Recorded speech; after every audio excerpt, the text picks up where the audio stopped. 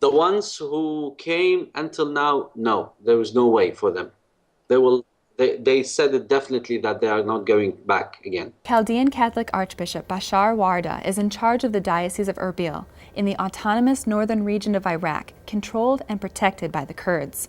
He says refugees, especially Christians, have been pouring into his diocese, fleeing from Islamic militants since the takeover of Mosul on June 10th.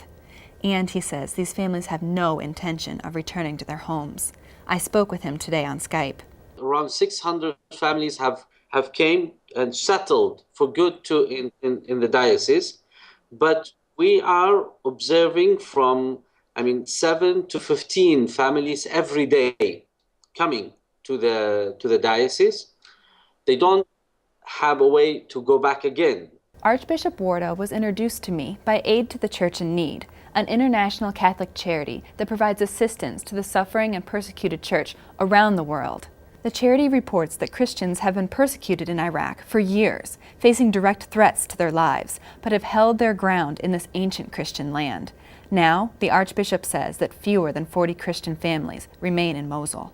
Just imagine Mosul, for the 1,600 years of Christianity in Mosul, June was the first month that there was no masses inside Mosul city. The Archbishop has called on the international community to help build a temporary village inside Kurdistan for those who are fleeing their homes.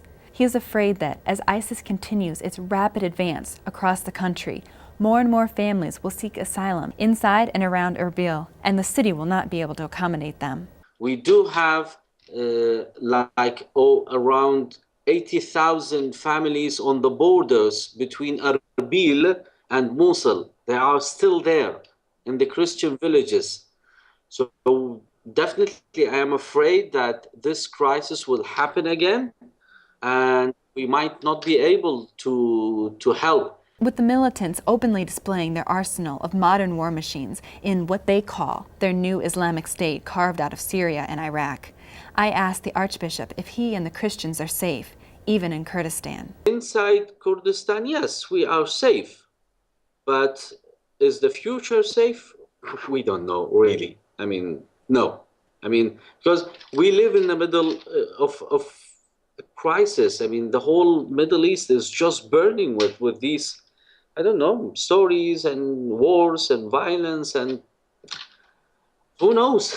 10 years ago, about 1.25 million Christians lived inside Iraq. The Archbishop predicts that if this crisis continues, that number will drop to a few thousand. Reporting for Currents, I'm Katie Breidenbach.